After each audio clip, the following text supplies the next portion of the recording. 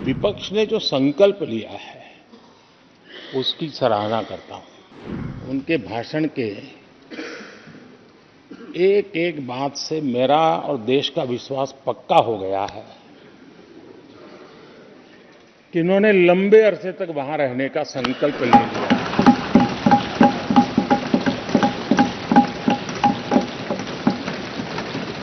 आप कई दशक तक जैसे यहां बैठे थे वैसे ही कई दशक तक वहां बैठने का आपका संकल्प, और जनता जनार्दन तो ईश्वर का रूप होती है और अगले चुनाव में दर्शक दिशा में दिखेंगे। क्या हो गया है दादा? क्या देश के युवा जी की बात होती है?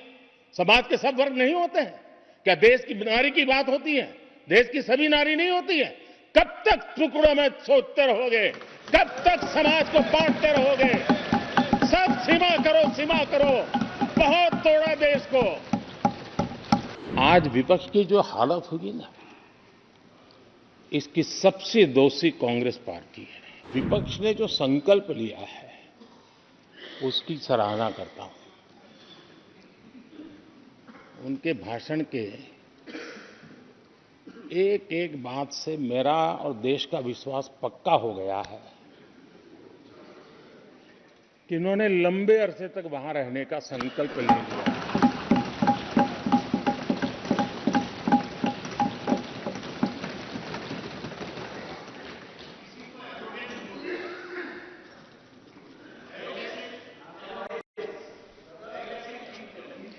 आप कई दशक तक जैसे यहां बैठे थे वैसे ही कई दशक तक वहां बैठने का आपका संकल्प, और जनता जनार्दन तो ईश्वर का रूप होती है। और आप लोग जिस प्रकार से इन दिनों मेहनत कर रहे हैं, मैं पक्का मानता हूं कि ईश्वर रूपी जनता जनार्दन आपको जरूर आशीर्वाद देगी और आप जिस ऊंचाई पे हैं उससे भी अधिक ऊंचाई पर जरूर पहुंचेंगे और अगले चुनाव में दर्शक दिशा में दिखेंगे।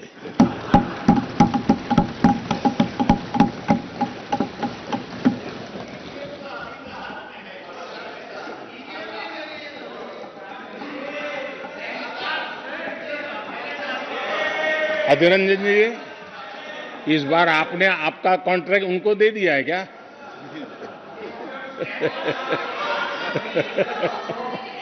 हमारे गीता में बोलते हैं कि अहंकारम बलम दर्पम।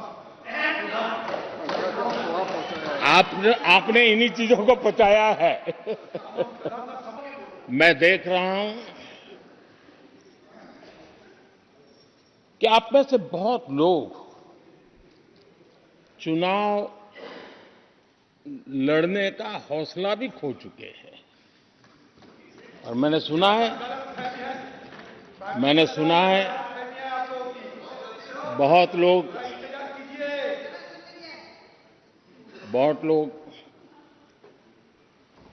पिछली बार भी सीट बदली, इस बार भी कुछ सीट बदलने के फिराक में हैं।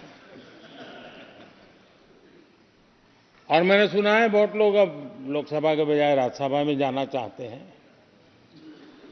तो स्थितियों का आकलन करके वो अपना अपना रास्ता ढूंढ रहे हैं। आदरणीय अध्यक्ष जी, राष्ट्रपति जी का भाषण एक प्रकार से तथ्यों के आधार पर, हकीकतों के आधार पर एक बहुत बड़ा दस्तावेज है जो देश के सामने राष्ट्रपति जी ने प्रस्तुत किया। और इस पूरे दस्तावेज को आप देखेंगे तो उन हकीकतों को समेटने का प्रयास किया है जिससे देश किस स्पीड से प्रगति कर रहा है,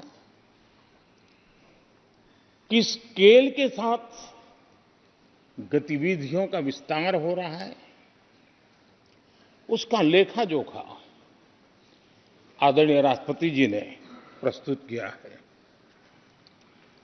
आदरणीय राष्ट्रपति जी ने भारत के उज्जवल भविष्य को ध्यान में रखते हुए 4 मजबूत स्तंभों पर हम सबका ध्यान केंद्रित किया है और उनका सही सही आकलन है कि देश के 4 स्तंभ जितने ज्यादा मजबूत होंगे, जितने ज्यादा विकसित होंगे, जितने ज्यादा समृद्ध होंगे, हमारा देश उतना ही समृद्ध होगा, उतना ही तेजी से समृद्ध होगा। और उन्होंने इन 4 स्तंभों का उल्लेख करते हुए देश की नारी शक्ति, देश की युवा शक्ति, देश के हमारे गरीब भाई बहन और देश के हमारे किसान, हमारे मछुआरे, हमारे पशुपालक, उनकी चर्चा की है। इनके सशक्तिकरण के माध्यम से राष्ट्र के विकसित भारत के लक्ष्य को प्राप्त करने की जो राह है, उसका स्पष्ट दिशा निर्देश आदरणीय राष्ट्रपति जी ने कहा है। अच्छा हो सकता है आपके यहां फिशरमैन माइनॉरिटी के न हो सकता है आपके यहां पशुपालक माइनॉरिटी के न हो सकता है किसान आपके यहां माइनॉरिटी के न हो सकता है महिलाएं आपके यहां माइनॉरिटी में न हो सकता है कि आपके यहां युवा में माइनॉरिटी। क्या हो गया है दादा? क्या देश के युवा जी की बात होती है? समाज के सब वर्ग नहीं होते हैं? क्या देश की नारी की बात होती है? देश की सभी नारी नहीं होती है? कब तक टुकड़ों में सोचते रहोगे? कब तक समाज को बांटते रहोगे? सब सीमा करो, बहुत तोड़ा देश को।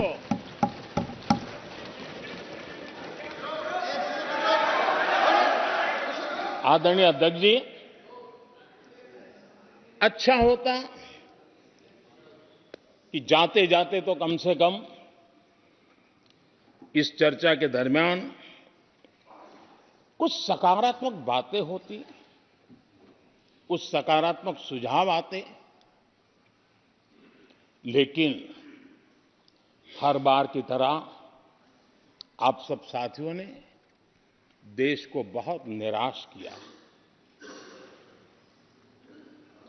क्योंकि आपकी सोच की मर्यादा देश समझ पा रहा है और उसको बार बार दर्द होता है कि ये दशा है इनकी सोचने की मर्यादा इतनी है।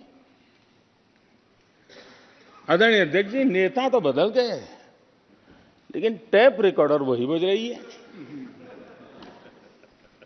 वही बातें, कोई नई बात आती नहीं और पुरानी ढपली और पुराना राग वही चलता रहता है आपका। चुनाव का वर्ष था, थोड़ी मेहनत करते, कुछ नया निकाल करके लाते, जनता को जरा संदेश दे पाते, उसमें भी फेल गए आप। चलिए ये भी मैं सिखाता हूं। आदरणीय अध्यक्ष जी,